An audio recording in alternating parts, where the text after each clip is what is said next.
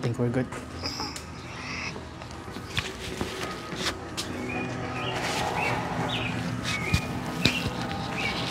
Kamusta kayo? Ano pag-usapan natin ngayon? May kapitbahay ako dyan, dito.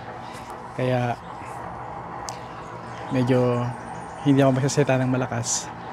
Ang kagandahan nitong mikropono na to, kahit malakas sumigaw ka o kahit bumulong ka, ay nile-level niya. Nakalagay siya sa auto. Tatlong settings ito. I guess ikatlo ay off.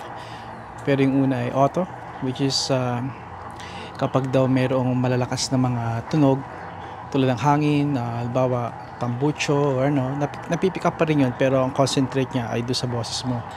Kaya kaya laging malinaw. Yun naman dynamic ay para kung nasa studio ka or tahimik na kwarto na control yung mga ingay.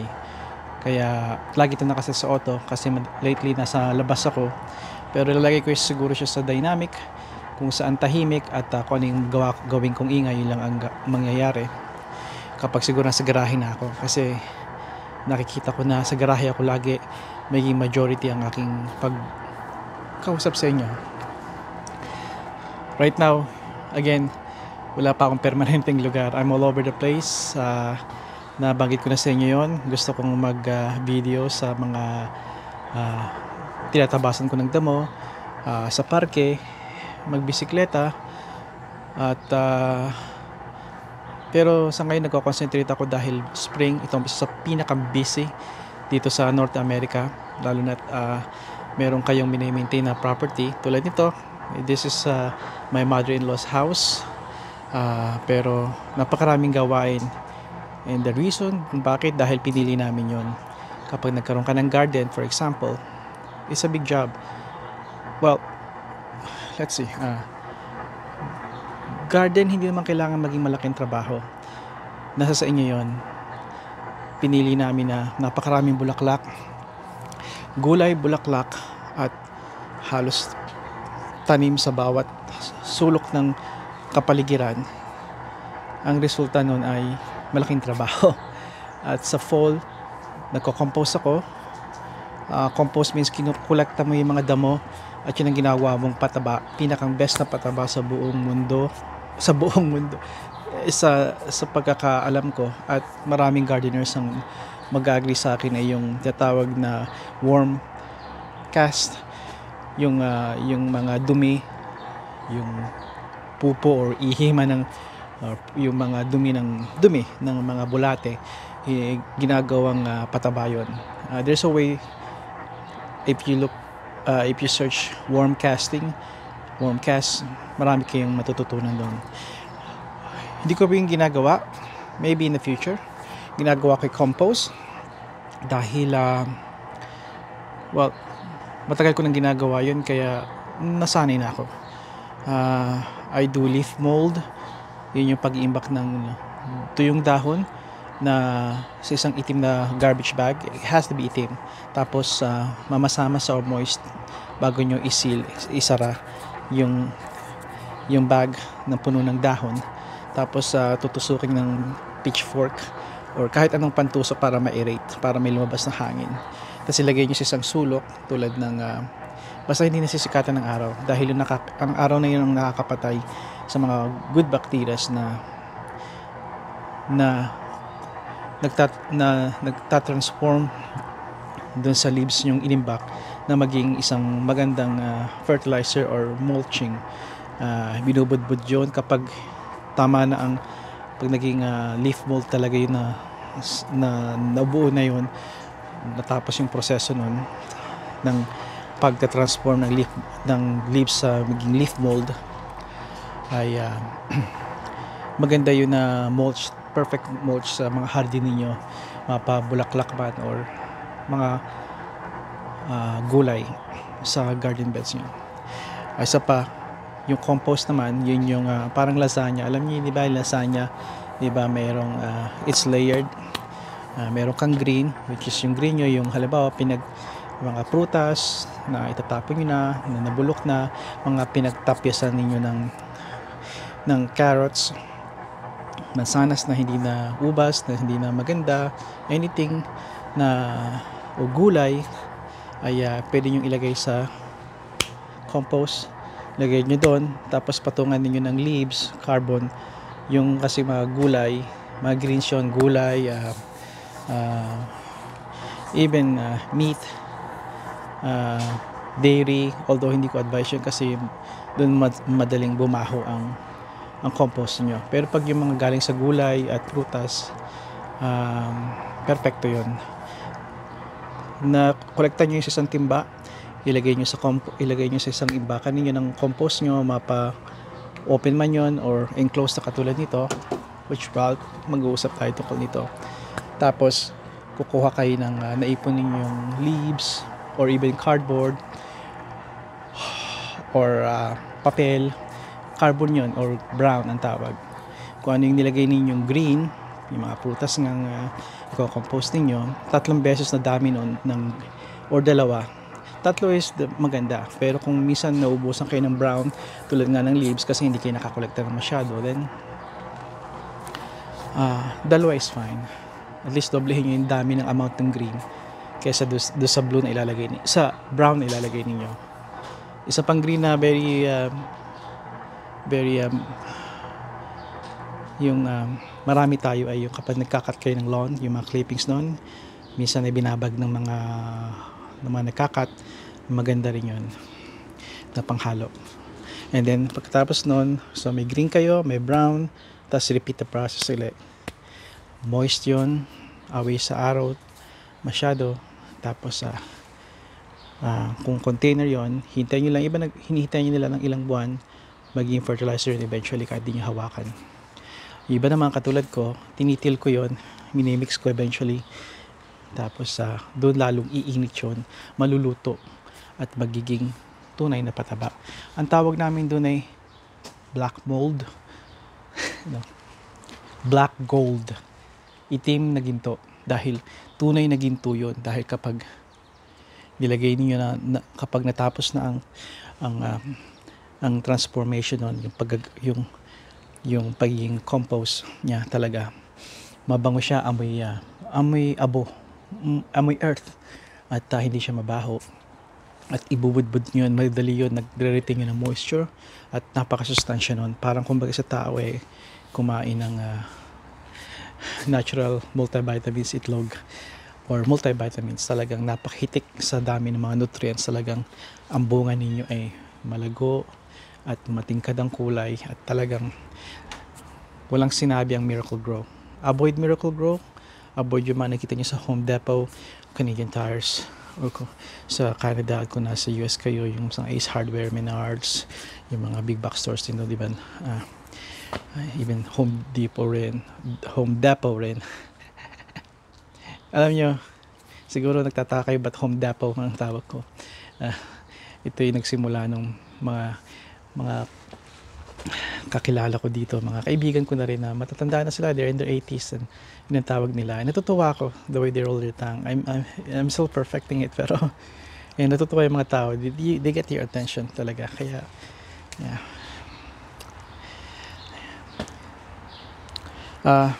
Ano pa?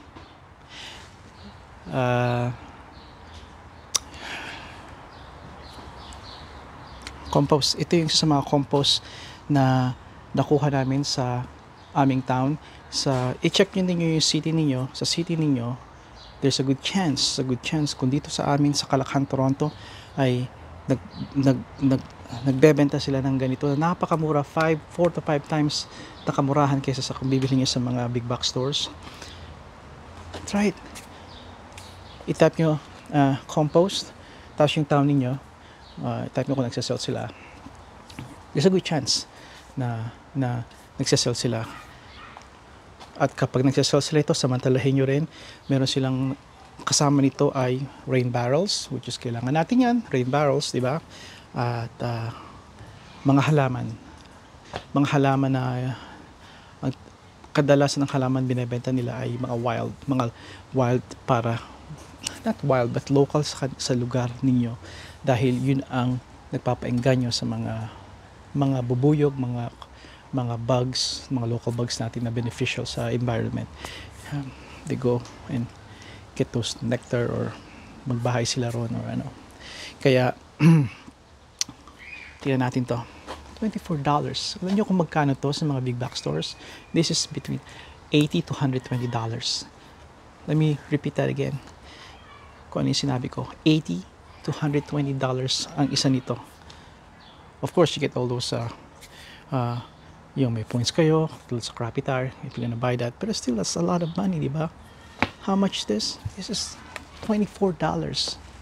You still have to pay the tax. Pero look at this, $24. Magkano tipid ninyo? Kaya nga, try it. Okay? I'll show you. Hindi detalyado ang pag-show ko nito kasi limitado ako sa oras. You may seem na I have a lot of time kasi every time mag-video ako is 30 minutes, 16 minutes and up. Pero really, I'm really pushing my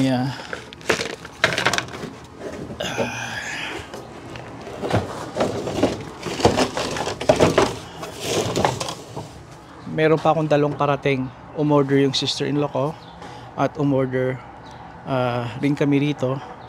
Kaya parating sila pero may set ng date ng pagpipick up nun. Ang buong idea nito, and magdi-detail pa ako ito sa inyo. Pag ganyan yan, i-assemble nyo lang. Yan. Tapos ito yung takip. Okay? Hindi detalye itong sasabihin ko sa inyo. Nakikita nyo itong mga butas na to, yan erase na para pumasok yung hangin. So, okay. Kain. No, not kain. Pwede rin kain. Kasi, lahat ng kinakain na dating buhay, pwede nyo i-compose. Even yung inyong lint sa inyong dryer, pag tinatanggal nyo yung filter sa dryer niyo, tapos na kayo mag-dry, tinanggal nyo, pwede rin i-compose yun kasi dating buhay yun, mga lint, di ba? Dating galing sa bulak or wool.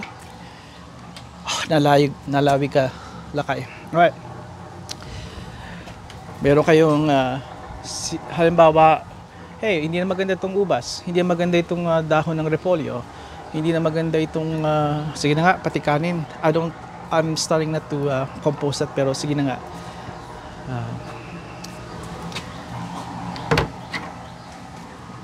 Lagay mo dyan. Tapos, pagkalagay mo, kung ano yung dami ko, ang laki ng halimbawa pinggan, 3 beses no, ng laki ng dahon. Diba? So, dahon. Mga dahon. Tapos, pabayaan mo na. Ngayon, kung mainip kayo, gusto nyo 1 month pa lang, magkaroon na kayo ng pataba, then, kumuha kayo ng pitchfork. Alam niyo yung malaking tinidor.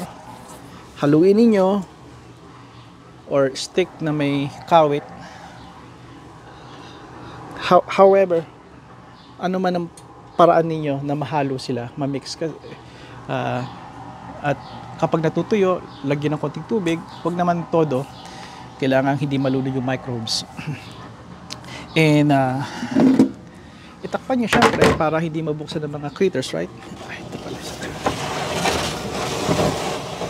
Tapos, ito yung pwedeng tawagin na lazy composting. Sabihin natin hindi kayo katulad ko na talagang active, gusto mo lang itapon lakay, gusto ko lang magtapon ng mga napagkainan namin or yung mga masasamang, yung mga hindi na not good na salad or ano.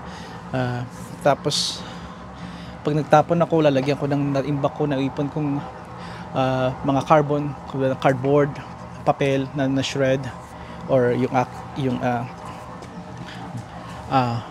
wood chips or coffee ground na tell you about the coffee ground at Tim Hortons. Tinabaho ko yung Tim Hortons noon and asking for them if they can save the coffee ground para sa akin eh. Hindi nila sinabi nila no, pero try it kasi sa mga nagtatrabaho sa coffee, you can actually save them. Kasi pag yun ang nangyari, napakaswerte ninyo kasi maganda yung isa sa mabisa yung carbon, yung brown, yung coffee ground. Okay, green, then leaves. Lagyan ninyo, di ba? Lagyan niyo ng green, tapos leaves, tapos pabayaan niyo na. Maybe in a year, maybe in 6 months. Pag gano'n, hindi niya halo, it will take a while, it will take time. Pero next year, ito yung takip. Nakalagay siya dyan. Bisitahin nyo, lip nyo, kumuha kayo mag-scoop kayo. Kumuha kayo, at meron na kayong pataba na para siyang buwaghag na ground na lupa. Maging lupa na yun, yung banana peel, yung mga prutas na nilagay nyo, magiging parang lupa yun. Saka nyo siya ihahalo o ibubudbud sa inyong garden beds. Kayo nang bahala kung ano man ang gusto niyo. At ang resulta nun ay natural na pataba. Top notch pa. Dapat 2 topics ang gusto kong sabihin kasi meron pa ako pero hiwalay ko na yung isa. Ito na lang muna. At I hope may nagkaroon kayo ng idea. Lalo sa mga nag-garden.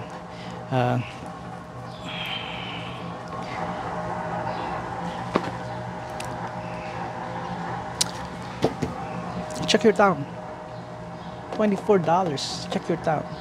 This is $80 to $120. Again, $24 lang. Alright? Nakatulong pa kayo sa town ninyo. Kaibigan, padayon.